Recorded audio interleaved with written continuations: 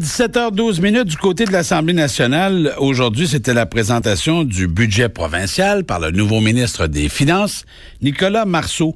Notre prochain invité a participé au huis clos budgétaire aujourd'hui à Québec. Il est associé fiscaliste chez Raymond Chabot Grant Thornton. On reçoit M. Bernard Poulain. Bonjour, M. Poulain. Bonjour, M. Routier. M. Poulain, dans un premier temps, les principales lignes du budget présenté aujourd'hui.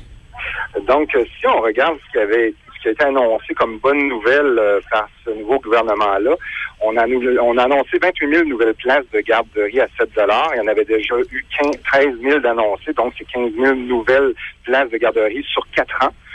On a annoncé aussi 3 000 nouveaux logements abordables. Au niveau des étudiants, on a annulé la hausse des droits de scolarité comme ils l'avaient annoncé. Ils ont annoncé qu'il y aurait une réflexion sur l'avenir des établissements d'enseignement puis qu'ils vont mettre en place un sommet sur l'enseignement supérieur. Pour ce qui est des familles, on a instauré un nouveau crédit d'impôt remboursable pour les activités physiques, artistiques et culturelles pour les enfants de 5 à 16 ans. C'est pas beaucoup, c'est 20 % jusqu'à un maximum de 100 $ en 2013. Ça fait un gros 20 $. Et ce 100 $ là va augmenter jusqu'à être 500 $ en 2017. Donc, ça va être un crédit qui va être jusqu'à 100 $ pour des familles qui ont un revenu familial plus petit que 130 000. Ouais. Ça, c'est beau, ces belles mesures-là. Puis en même temps, on a annoncé ces mesures-là. On a dit qu'on allait atteindre l'équilibre budgétaire en 2013-2014. Fait que moi, quand j'ai vu ces mesures-là, je me suis dit avec quoi ils vont le payer. Ouais. C'était la question. Ouais. Et quand on regarde un peu les mesures qu'ils ont mis en place pour y arriver, au niveau des commissions scolaires, ils n'ont pas aboli les commissions scolaires comme la CAQ, la coalition Avenir Québec l'avait demandé, mais ils ont prévu une réduction des budgets des commissions scolaires de 150 millions. Au niveau d'Hydro-Québec, ils ont indiqué qu'ils allaient abolir 2000 postes par attrition, par exemple. Ça veut dire que quand ils vont arriver à la retraite, les gens ne renouvelleront pas leur poste.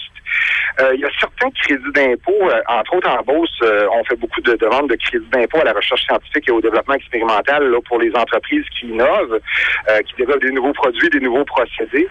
Ces crédits-là, au Québec, n'étaient pas taxables.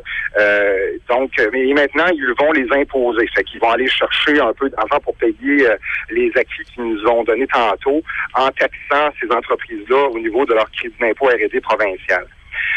Pour ce qui est des travailleurs expérimentés, ceux qui ont 65 ans et plus, le gouvernement Charest avait indiqué qu'ils allaient accorder aux employeurs une réduction des contributions au Fonds de services de santé pour les encourager à engager ces gens-là de 65 ans et plus. Le gouvernement Marois a décidé qu'il abolissait cette mesure-là pour payer les acquis. Okay. Au niveau de l'évasion fiscale, ils ont mis en place des ressources supplémentaires, puis grâce à ça, ils pensent récupérer 80 millions en 2013-2014. Important aussi, puis je pense que vous en avez parlé avec votre interlocuteur auparavant, M. Cloutier, je pense. Oui. Il vous a dit qu'il avait annoncé une augmentation de 2 cents par cigarette au niveau du tabac, 50 sous par paquet, 4 $ par cartouche. Il y a aussi, je ne sais pas si vous en avez parlé, une augmentation de 3 sous pour une bouteille de bière, 17 sous pour une bouteille de vin et 26 sous pour les bouteilles de spiritueux. Fait que toutes ces mesures-là, c'est pour financer les acquis que j'ai listés tantôt.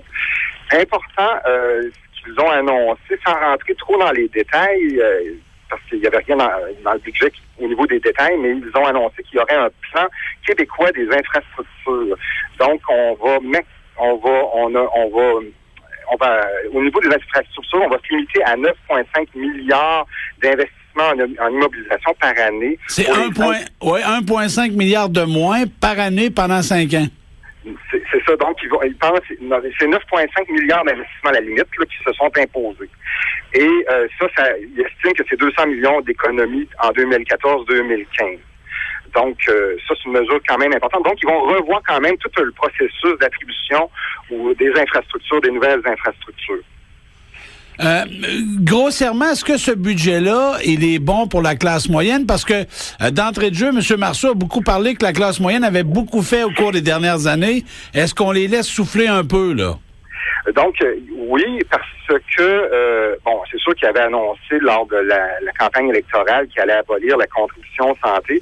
Finalement, ils sont revenus sur cette décision-là. Par contre, ils ont annoncé dans le budget d'aujourd'hui que la contribution santé va être progressive et basée sur le revenu individuel. Est-ce que ça veut dire ça, M. Poulin, permettez-moi, est-ce que concrètement ça veut dire que le 200 $ pour la taxe santé, c'est pour les gens qui sont les mieux nantis et progressivement ça va être à la baisse pour les gens qui en gagnent moins, ou si on part de 200 puis on monte plus haut? OK. Donc, si je vous donne un exemple, là, quelqu'un qui est un individu, une personne vivant seule, là, qui gagnait